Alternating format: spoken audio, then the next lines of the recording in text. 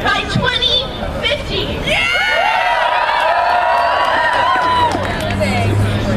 We need to reduce by at least 15% each year to stay below a 2-degree warming target, as stated multiple times by the IPCC. However, Utilities has predicted that we would decrease or have 20% renewable energy by a month. 20% when we have been working so hard.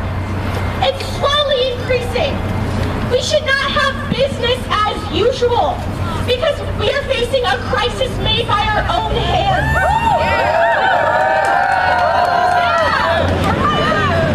We will face substantial extinction. Agriculture will become affected. We could rise in coastal region if we increase by 2 degrees.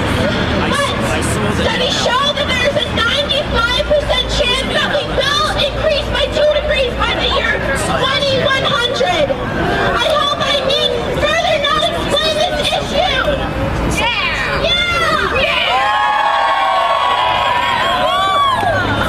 If we were to reduce by 15% each year, it would take 6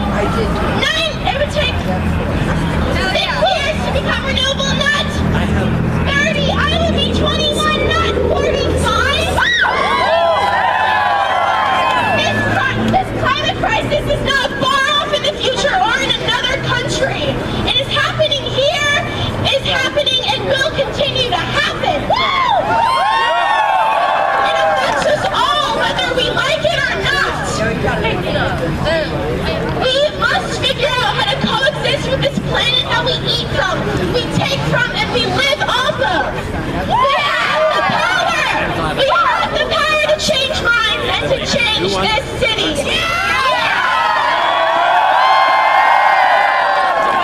Climate crisis is not a lie. Do not let our future die. Climate change is not a lie. Do not let our future die. Climate change is not a lie. Do not let our future die. Climate change is not a lie. Do not let our future die. Climate change is not a lie. Do not let our future die. To combat climate crisis, we must fight for climate justice because those who are poor and emit the least are getting hit the hardest. While the richest people have all the means to keep business as usual, and we say enough. On September 20th, millions of us went on strike, making it the biggest day of climate protest in history. Politicians around the world cheered, but nothing changed. We are nowhere near on track to get the Paris Agreement goals. And if we fail in the next decades, heat waves, droughts, storms, wildfires, and sea level rises will make hundreds of billions of people lose their homes. Today, we're here, we're terrified of our future, but also extremely privileged because we are not the most vulnerable to the high risk of displacement and poverty. But we cannot just feel bad about our privilege.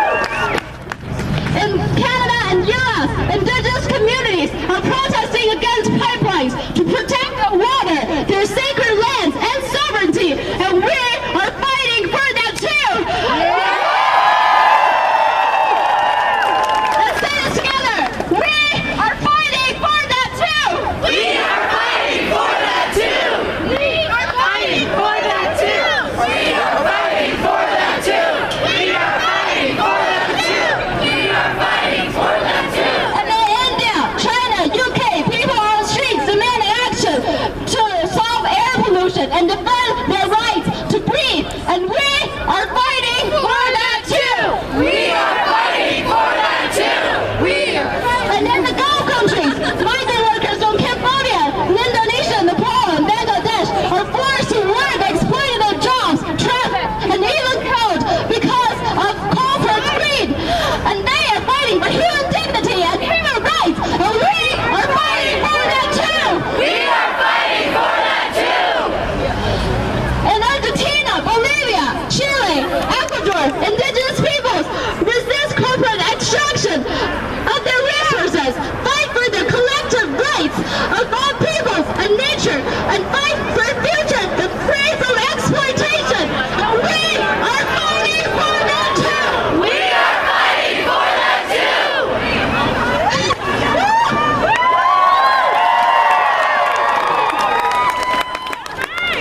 For generations, a few greedy people have pitted us against each other along racial, national, and economic lines, and to exploit our futures and our lives. And we say enough. They will not define us. Because millions of us, young people, indigenous people, communities of color, migrant communities, deindustrialized communities, workers, farmers, women, queer communities, the elderly, the unhoused, the poor, people with disabilities, we are rising as a united wave of change, and we are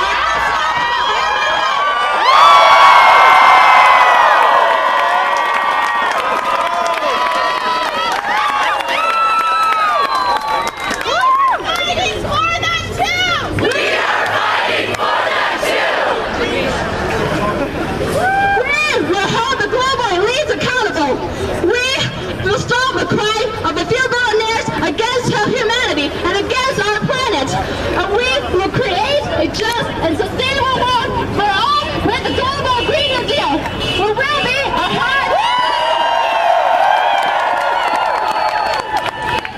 And I was met shortly afterwards with a response from Mr. Andre Pico, who I now know derives humans cause climate change, telling me that he would prefer if I stayed in school to learn real science.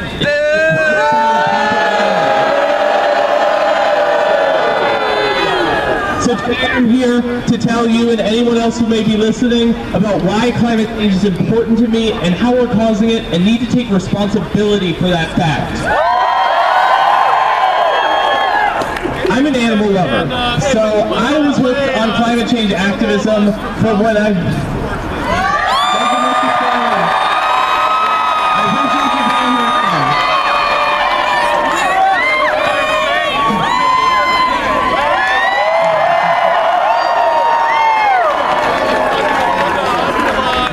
The majority of us on council disagree with Andy.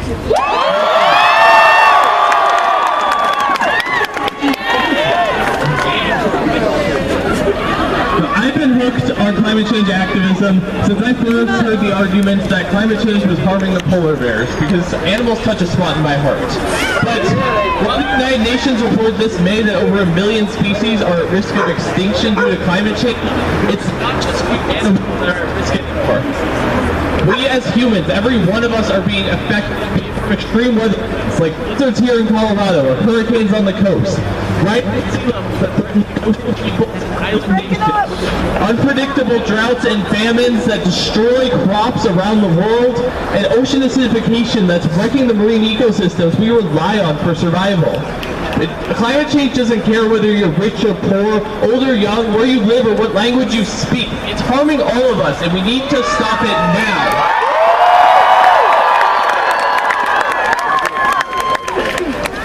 But in case Mr. Pico is listening later, or anyone else has doubts, I am here to also argue that we are the cause of climate change. We all know about the greenhouse effect. That gases like carbon dioxide and methane are responsible for trapping excess heat and changing our climate cycles. And we've increased the amount of carbon dioxide in the atmosphere by 50% in just the past 150 years. I won't deny that our climate has cycles. One of our first climate scientist, a man by the name of Milankovitch, told us this. So we tracked those cycles, and we've disrupted them completely. We are over 1.5 degrees Celsius warmer than we should be naturally right now. Some people have also told me they think the sun is causing it. That's true. It does cause heat. NASA, the organization that sent us to the moon and looks at things in space like the sun, tells us that the sun has been a little cooler than average for over 200 years. It couldn't be causing a speck of a degree of warming. And as Sherlock Holmes has said many times, once you eliminate the impossible, whatever remains, no matter how improbable, must be true. So the truth is that we are causing climate change. But would it be so bad to take responsibility for this? As one of my favorite political cartoons on the issue states, oh no, what if climate change was a hoax and we made a much better world for nothing? The causes of climate change are things we can all agree are horrific. The destruction of beloved ecosystems like Amazonian and Malaysian rainforests, or the extraction and burning of fossil fuels which come with so many other pollutants. When I lived in Corpus Christi in Texas, for several months we couldn't drink the water because oil refinement chemicals had leaked into the entire city's water supply. If you look just a mile that way, at the Martin Drake power plant, still powered by coal in the downtown area, it's spewing soot and other pollutants into the air every single day. We're supposed to be the beautiful Olympic city, and we have that abomination still standing. And fossil fuels will run out eventually anyways, so why not use renewable energy? Our own Department of Energy says there are hundreds of thousands of jobs and methods for innovation to be gained if we just switch over to using that primarily instead. I've also read that one of Mr. Pico's key arguments is for economic development in Colorado, especially by expanding our natural gas industries. But we would get a much better economy if we just work on renewable energy instead. By being here today, we are declaring that we care about the climate crisis, that we won't continue to ignore it, that we won't let our government ignore it anymore. Inaction is denial. We have the science, we have the knowledge, we have the power to change this, so why aren't we? What I want to reiterate from earlier speakers is that our future, it's not just our futures that are under attack, but the lives today of millions of people with less privilege than us around the world.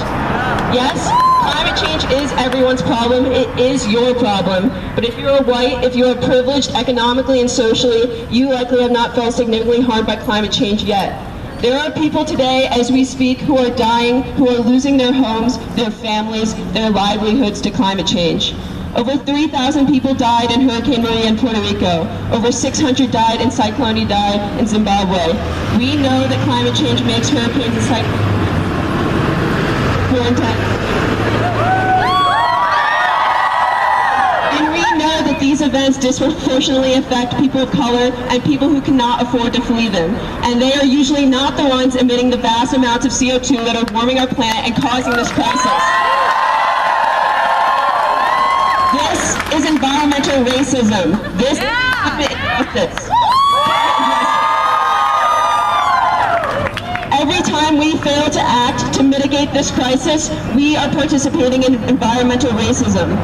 In the Democratic Republic of Congo, Nigeria, Kenya, and Uganda, and many more places, climate change-induced scarcity of resource is causing increased violence as competition grows. 24 million people have been displaced by natural disasters since 2008.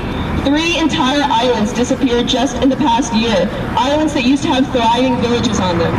The Himalayan glaciers are melting, the Amazon is catching fire, food is growing scarce in the Arctic, and all these places and many more, Indigenous people globally are sort of forced to face the consequences of climate change. The climate crisis is not some abstract loss in our future. It is currently an ever-present threat in millions of people's lives.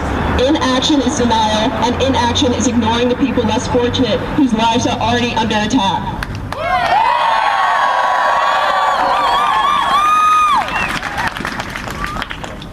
We cannot say that the climate crisis is too big of a problem to fix or something that we can give up on for any reason.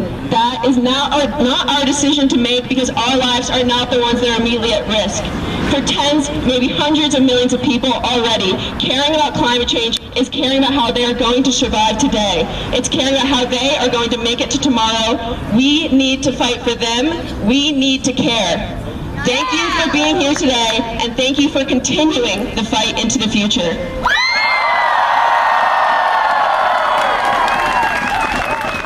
This is a problem created by developed countries, and it's a problem that developed countries like the one that we stand in right now must acknowledge and combat with every single resource that we created that got us in this mess in the first place. When the Kyoto Protocol was signed in 1997, that was the first big UN climate deal. The United States constituted 5% of the world's population and contributed to 22% of the world's carbon emissions. That's what we're dealing with right now. That's the problem that we have, but it's spread. Right now, the US is responsible for 15.2% of emissions, and China is responsible for 27.8%. And if we let this keep going, we don't necessarily have a way out.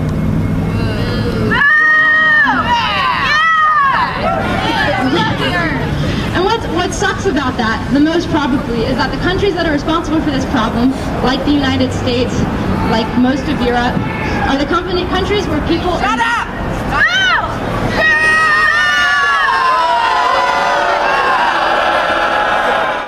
Of the 600,000 deaths that have been attributed to climate change by the World Health Organization in the past few years, 95% of these deaths worldwide were in developing countries.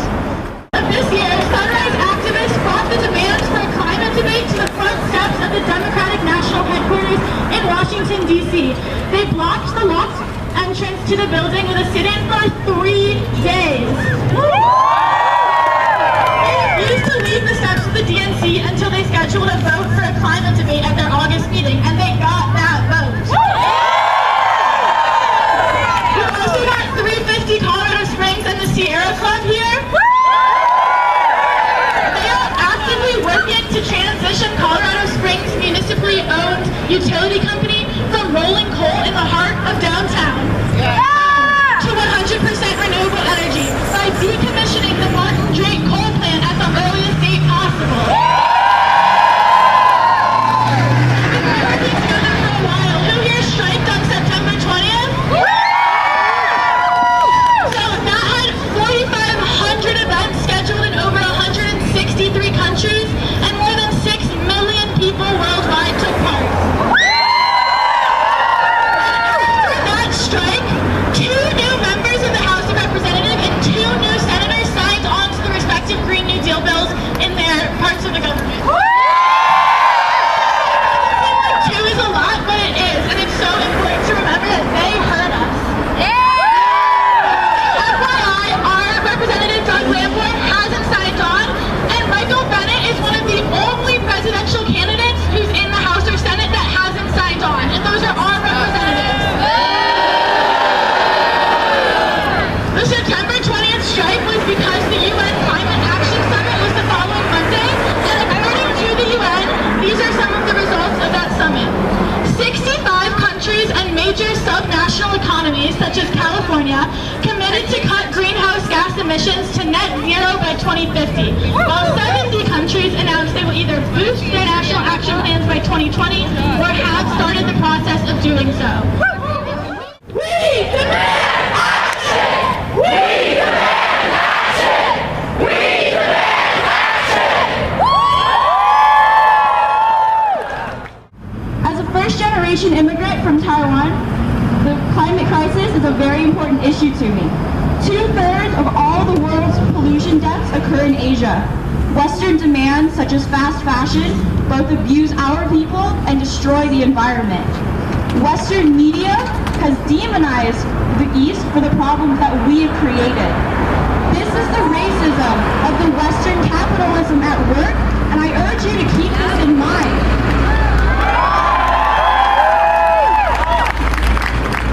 It is time that we force our representatives to take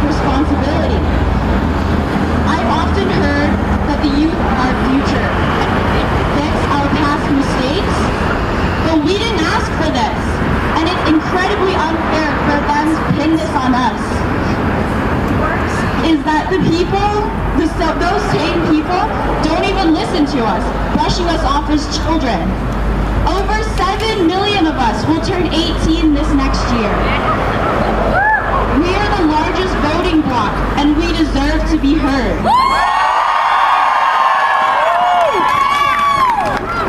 When the time's up on our climate, it's important to recognize we will not be the first to go. Third world countries and people of color will. For example, in India, they're selling clean bottled air. This is not a dystopian novel. Our time is running out, and all we've done is maybe ban straws. But that does nothing when we don't hold corporations accountable.